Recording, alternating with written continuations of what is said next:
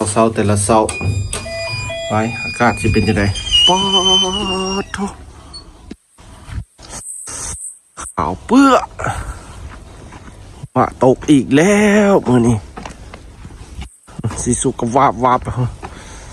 เอาเจ้าสีสุกเลยเชียวแลนตายมาอีกละพี่น้องเลย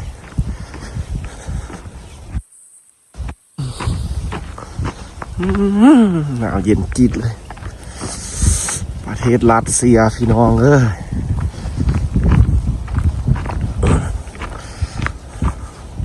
เศร้าๆไปโรงเรียนเบิ่งรถ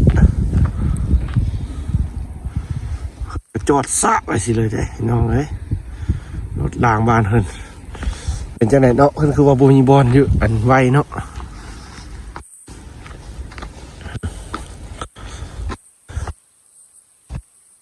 อันนี้เพิ่นเอามาทิ่มได้นี่ไปใส่ก็ได้ได้นี่พี่น้องนี่เอามาทิ่มได้นี่มันก็แบบบ่อยากทิ่มได้ขนาดนี้ทางขี้เหงื่อก็หั่นเถื่อว่าเอามาปาไว้ผู้ใดอยากได้แล้วก็เอาได้นี่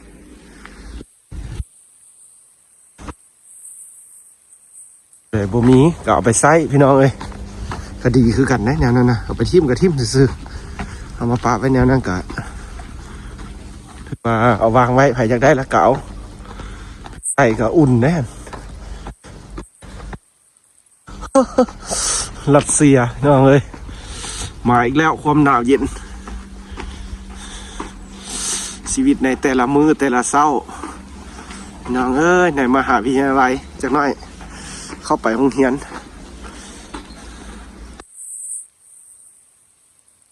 มื้อนี้สิเรียนอยู่นอกหรือว่าสิอยู่ในบุมื้อนี้นะสิสุขวาบไปห้องนี้น้องเอ้ยคือว่ามื้อนี้อากาศปลอดโปร่งแต่เช้าเลยนี่เส้นทางเก่าทางเดิมพี่น้องเอ้ยบรรยากาศเดิมๆเด้อให้เบิ่งบ่มีบรรยากาศใหม่ๆภาพสวยๆให้เบิ่งพี่น้องเอ้ยมีแต่บรรยากาศการสู้ชีวิตไปแต่ละมื้อแต่ละวันนี่แหละขอบใจพี่น้องที่มาให้กำลังใจเป็นห่วงเป็นใยเด้อขาวเปื้อแผ่นดิน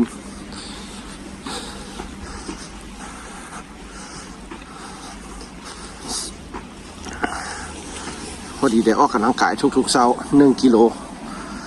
ย่างไปในมหาวิทยาลัย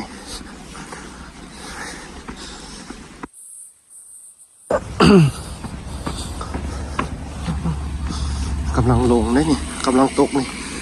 ประมาณ2 ชั่วโมงหลัง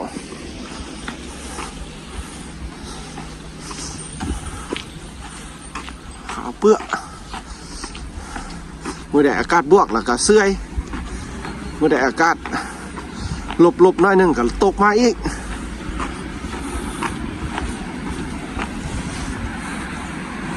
ชีวิตแดนหนาวประเทศรัสเซียคนบ้านเฮิรนเนาะพี่น้องเนาะถ้าสมมุติว่าผู้ใดที่แบบบ่มีเวียกเหตุงานทำเด้จักสิไปหาอีหยังเนาะเบิ่งจังซี่แล้วเฮาคิดว่าคือบ่ออกว่าเพิ่นสิไปซอกไปหาหยังเอาหยังมาซื้ออยู่ซื้อกินมาใช้ชีวิตจ่ายไปแต่ละมื้อเบิ่งคนบ้านเฮิรนล่ะที่ต้นผู้เฒ่าหั่นพี่น้องเอ้ยผู้เฒ่าผู้แก่หั่นเนาะแบบว่าบางเทื่อเพิ่นก็อยู่บ้านกับสองตายายเด้ซาเห็นไปซื้อเครื่องแล้วเห็นเพิ่นพี่น้องแบบลูกเต้าเขาเจ้าก็ออกจากงานไปอยู่ให้อยู่มันพี่น้องนี่สิฮอดทางเข้าไปแล้วเด้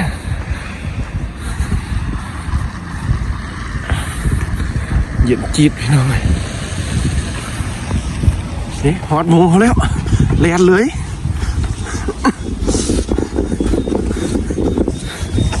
มุมเย็น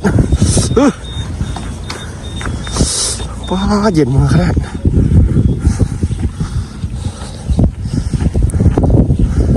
35 วิบ่ทันมันก็ไปแล้วได้ต้นแอปเปิ้ลน้อยแอปเปิ้ลน้อย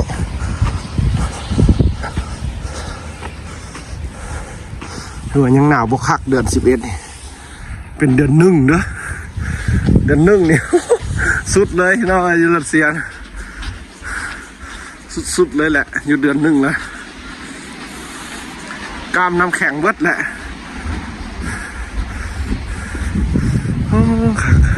ยังมุ้ยให้ตื่นพี่น้องเลยเศร้าที่นอนไห้ก็เล่นสิตื่นมาอย่างเอาไปโรงเรียนก็เด้อพี่น้องมื้อแรงแล้วจังมาเบิ่งบรรยากาศอีกสิเป็นจังไดอันนี้ก็เป็นบรรยากาศเดิมๆพี่น้องก็ได้เข้ามาเบิ่งแล้วที่การเดินทางไปโรงเรียนทุกๆเช้าพี่น้องเลย1 อาทิตย์พักแต่มื้อเดียวพักแล้วก็สิพาไปย่างลิ้นแล้วนั่นก็สิไปตลาดเด้อพี่น้องเลยไปเบิ่งตลาดของอยู่ของกินบ้านเพิ่นเอาไว้เจอกันครับตอนแรงเอากลับบ้านพี่น้องเลยเลิกเรียนต่อกับคลิปมื้อเช้านี้เด้อ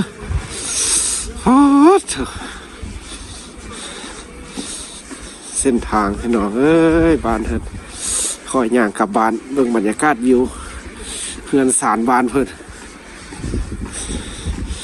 แนวนี้ก็คักไปแนวนึงนะนี่บรรยากาศในหมู่บ้านวิวบ้านเพิ่นประตูบ้านหัวมันก็ใสแบบนี้เลยน้อยบ่ได้เฮือนหรูหราอย่างก็เป็นเฮือนไม้นี่ของประเพณีเพิ่นแหละพี่น้องเอ้ยวัฒนธรรมของเพิ่นคนรัสเซีย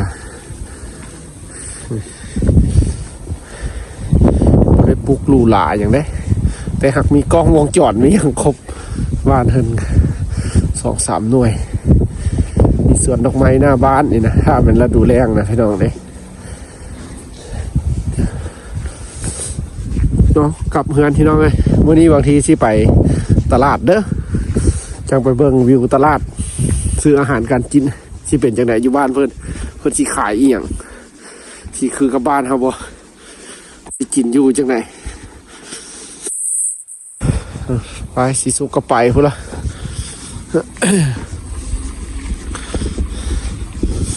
ฮู้เย็นคักพี่น้องเอ้ยมีลมอีกลมโพยมาบ่ได้ว่าซั่นพอยักอัน เสื้อปุกหัวคุ้มพี่น้องเอ้ยเย็นหน้าเย็นตาเย็นแล้วแม่รัสเซียพี่น้องเอ้ยน้ำนี่มาตั้งไว้นี่15 นาทียันแค้นเป็นน้ำแข็งเลยแหละนี่ไม่ถ่ายมาอนามัยให้เพื่อนเนาะอันนี้เนาะตอนทางย่างนี่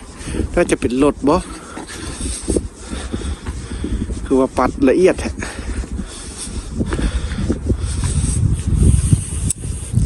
เอาคักๆพี่น้องเอ้ยอยู่บ้านเธอนะอดทน6-7 เดือนแล้วไปเจอกันอยู่บ้านเฮาเมืองลาวไปใช้ชีวิตอยู่ทงไร่ทงนาบ้านนอกคอกนาคือเก่านี่ก็เป็นแบบหมู่บ้านพี่น้องเอ้ยก็จะเป็นหมู่บ้านของเพิ่นอีกหมู่บ้านนึงสิละนี่ก็มีซื่อมีอย่างคักได้ประตูบ้านก็ได้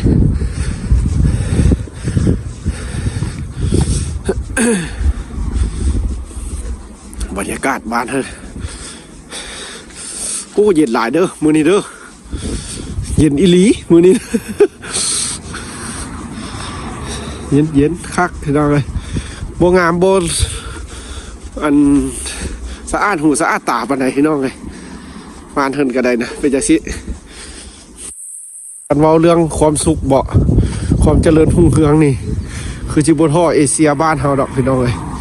การใช้ชีวิตที่แบบมีความสุขเอาพี่น้องเอ้ยไว้เจอกันไหมสำหรับมื้อหน้ามื้อนี้ก็ถือว่าได้กลับบ้านไวเด้อากาศยังสวยอยู่3 โมงแรงพี่น้องเอ้ยไว้เจอกันเด้อคลิปต่อไปพี่น้องเอ้ยบ๊ายบายเอาสิพาไปใส่คันมันมื้อนี้ได้ไปตลาดก็ไปเจอกันอยู่ตลาดพี่น้องสิพาย่างตลาดเด้อซอกซื้ออาหารการกินบ๊ายบายขอบใจพี่น้องเด้อทางเมืองไทยที่ติดตามแล้วก็ทางบ้านแล้วก็เอื้อยเพิ่นที่ใช้ชีวิตอยู่ต่างแดนเช่นกันพี่น้องเอ้ย